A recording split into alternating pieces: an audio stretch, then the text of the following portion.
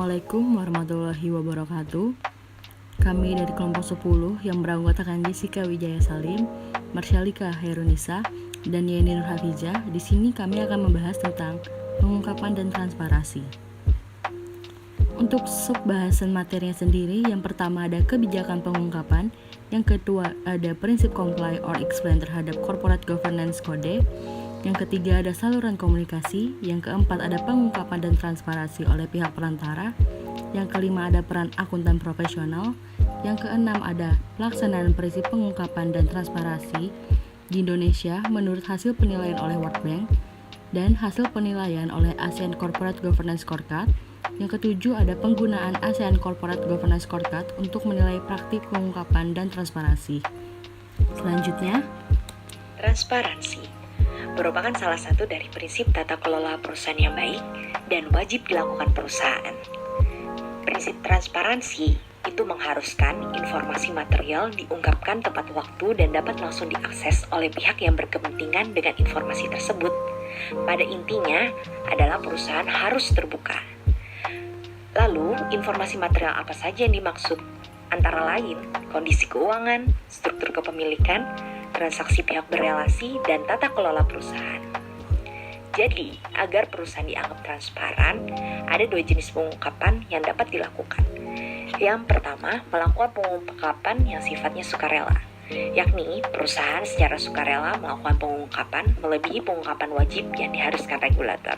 Dan yang kedua, tentunya pengungkapan wajib untuk dilakukan berdasarkan regulasi yang ada. Lalu, apa manfaat dari pengungkapan yang transparan? Yang pertama, akan mengurangi ketidakseimbangan informasi sehingga memperkecil kemungkinan terjadinya tindakan yang dapat merugikan perusahaan. Selain itu, dapat meningkatkan minat investor untuk berinvestasi serta melindungi investor dikarenakan adanya praktik pengungkapan yang baik di suatu pasar modal ini. Dan manfaat yang terakhir, agar stakeholders dapat menilai akuntabilitas manajemen dan mengambil keputusan. Karena mengingat pada prinsipnya tadi, informasi yang diungkapkan oleh perusahaan kepada investor itu perlu disediakan secara reguler dan dapat diandalkan. Kebijakan pengungkapan. Nah, tadi kita telah memahami konsep dari transparansi dan hubungannya dengan pengungkapan. Setelah ini, kita akan membahas mengenai komponen atau standar informasi apa saja sih yang setidaknya wajib diungkapkan oleh perusahaan yang terdaftar di Bursa Efek Indonesia agar dianggap sudah transparan berdasarkan Undang-Undang PT Nomor 40 Tahun 2007 dan Undang-Undang Pasar Modal. Jadi, perusahaan harus membuat dan menyerahkan atau mempublikasi dua jenis laporan. Yang pertama, yaitu laporan keuangan yang disusun berdasarkan SAK yang berlaku di Indonesia, baik itu PSAK untuk sektor privat dan PSAP untuk sektor publik. Yang komponennya ada laporan laba rugi komprehensif, posisi keuangan, perubahan ekuitas, arus kas, dan CALK. Dan yang kedua, yaitu laporan tahunan atau annual report, yang komponen atau standar pengungkapannya berdasarkan peraturan Bapepam dan PSAK nomor 7. Oh ya, untuk penerbitan annual report juga ada batas waktunya loh, yaitu paling lambat 4 bulan setelah tahun buku berakhir. Jadi kedua jenis laporan ini informasinya harus dan wajib untuk dimuat di dalam website milik perusahaan. Prinsip comply or explain terhadap CGQ. Nah, dalam GCG sebenarnya terkait transparan atau keterbukaan ada dikenal juga prinsip yang relevan untuk diimplementasikan sehubungan dengan kepatuhan pelaksanaan prinsip-prinsip GCG, yaitu prinsip comply or explain namanya, mematuhi atau menjelaskan. Jadi, menurut prinsip ini maksudnya adalah perusahaan publik itu idealnya juga harus mengungkapkan di dalam laporan tahunannya beberapa pernyataan berikut. Pertama, mengenai bagaimana sih kepatuhan perusahaan dalam menerapkan CG Code atau yang kita kenal prinsip CG itu. Tujuannya adalah agar memungkinkan para investor untuk mengevaluasi nih bagaimana prinsip-prinsip tersebut telah diterapkan. Kemudian, perusahaan juga memberikan pernyataan apakah perusahaannya telah mematuhi atau tidak mematuhi semua prinsip yang ada di dalam CG Code tersebut atau prinsip CG selama satu periode tahun buku. Dan apabila ada prinsip atau hal-hal yang tidak dipatuhi oleh perusahaan Menurut prinsip ini, perusahaan harus mengungkapkan alasannya mengapa perusahaan tersebut tidak mematuhi CG Code atau prinsip CG tersebut. Lalu, apakah wajib sebenarnya menerapkan ini? Di Indonesia sendiri, hingga saat ini belum ada aturan yang mengharuskan perusahaan mengungkapkan kepatuhannya terhadap pedoman GCG yang dikeluarkan KNKG tersebut, atau kewajiban melaksanakan prinsip comply or display ini. Akan tetapi, sedang dalam perencanaan atau wacana OJK untuk mewajibkan perusahaan menerapkan ketentuan tersebut. Sekedar tambahan, salah satu negara yang sudah mewajibkan hal ini adalah Inggris. Saluran komunikasi. Saluran komunikasi menjadi wadah publikasi informasi. Di dalam saluran komunikasi terdapat pelaporan interim, website, analisis briefing, dan press conference. Saluran yang digunakan perusahaan untuk mendiseminasi informasi harus memberikan akses yang adil, tepat waktu, dan efisien bagi pengguna informasi. Saluran untuk komunikasi dapat bersama pentingnya dengan isi informasi itu sendiri. Internet dan teknologi informasi lain dapat dimanfaatkan untuk meningkatkan diseminasi informasi karena di internet dapat diakses dengan mudah dan tepat waktu kepada siapapun yang mempunyai akses ke internet. Contohnya seperti publikasi laporan keuangan dan laporan tahunan tepat waktu. Caranya, kita bisa mengupload di website resmi laporan untuk pemerintahan di website masing-masing SKPD. Selanjutnya, pengungkapan transparansi atau pihak perantara atau intermediaris. Siapa sih intermediaris itu? Kerangka tata kelola perusahaan harus dilengkapi dengan menyediakan dan mendorong analis broker, agen pemeringkat, serta pihak lain untuk melakukan analisis atau memberikan nasihat untuk investor. Apa sih fungsi intermediaris? Fungsi intermediaris adalah untuk menganalisis atau menasihati pihak-pihak tersebut harus relevan dan bebas dari konflik kepentingan yang dapat mempengaruhi integritas. Mengapa diperlukan intermediaris? Intermediaris diperlukan untuk menghindari konflik kepentingan yang dapat mempengaruhi pertimbangan yang diberikan untuk perusahaan.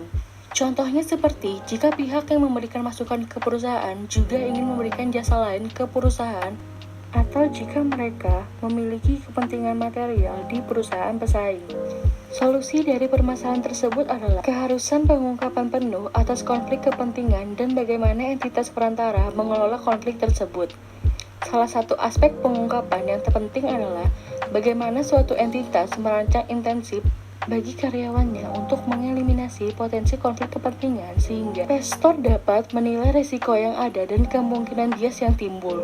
Contohnya, bagaimana entitas intermediaris perancang intensif bagi karyawan. Peran akuntan profesional.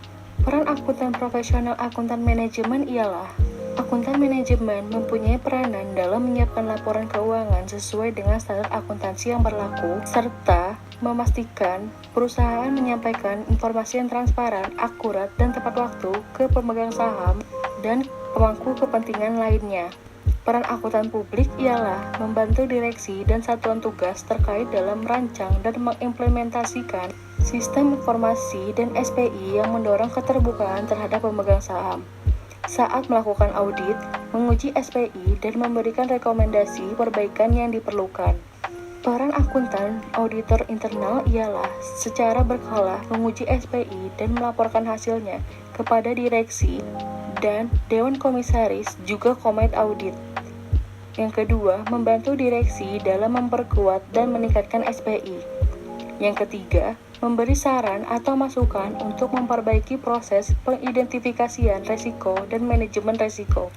Peran akuntan profesional sebagai komite audit ialah membantu Dewan Komisaris dalam pengawasan atas sistem pelaporan keuangan, SPI, dan manajemen risiko perusahaan serta ketaatan terhadap aturan yang berlaku terkait pengungkapan dan transparansi.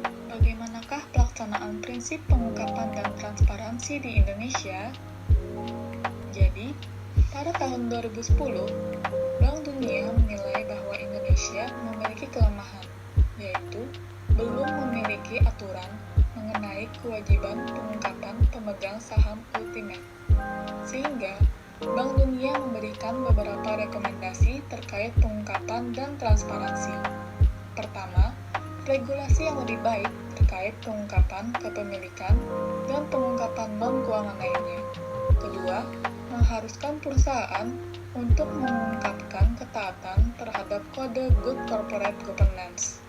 Ketiga, meningkatkan kapabilitas Bapepom LK atau Bursa Efek Indonesia untuk mengawasi pengungkapan perusahaan. Kemudian, pada tahun 2012, Bapepom LK atau Bursa Efek Indonesia merevisi Peraturan X.K.6, yaitu mewajibkan perusahaan publik untuk melakukan pengungkapan mengenai pemegang saham ultimate dan mewajibkan perusahaan publik untuk mempunyai website yang berisi laporan tahunan, piagam komite audit, dan piagam internal audit.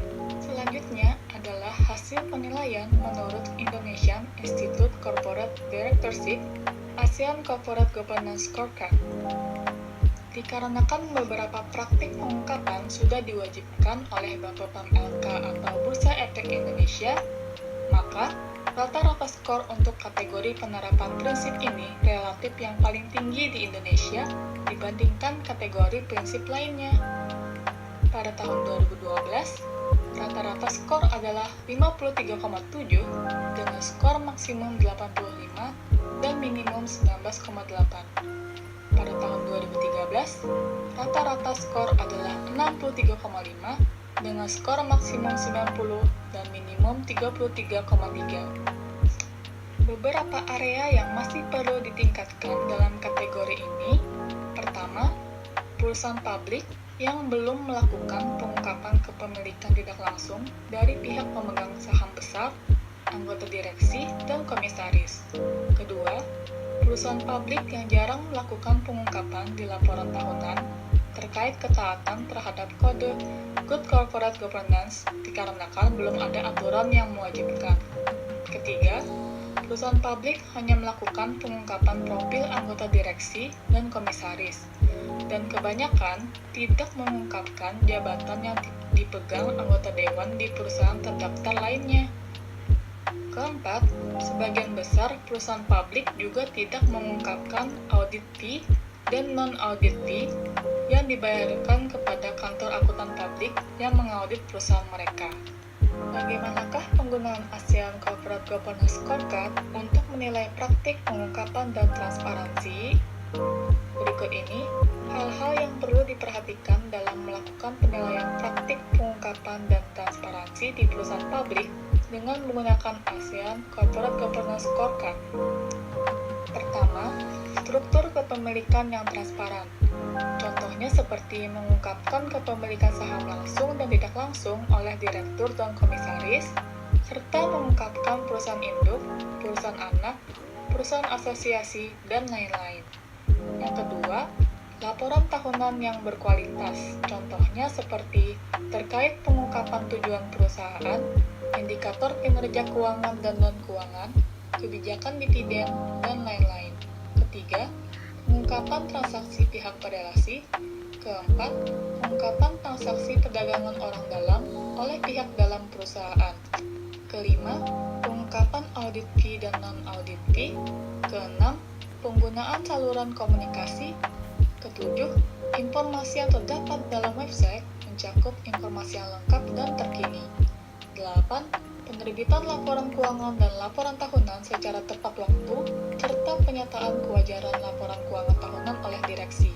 Dan yang terakhir, pengungkapan nomor kontak unit atau pihak yang bertanggung jawab atas hubungan investor. Dalam ASEAN Corporate Governance Scorecard, juga diberikan penilaian tambahan atau bonus dan pengurangan atau penalti untuk beberapa hal. Contohnya, jika perusahaan menerbitkan laporan keuangan dalam waktu kurang dari 60 hari, dan jika perusahaan mengungkapkan rincian remunerasi presiden direktur, maka akan mendapatkan skor bonus. Sedangkan, jika perusahaan menerima opini audit selain opini wajar tanpa pengecualian, serta jika perusahaan merevisi laporan keuangan selain karena alasan perubahan kebijakan akuntansi, maka akan mendapatkan skor penalti. Sekian dari kami. Wassalamualaikum warahmatullahi wabarakatuh.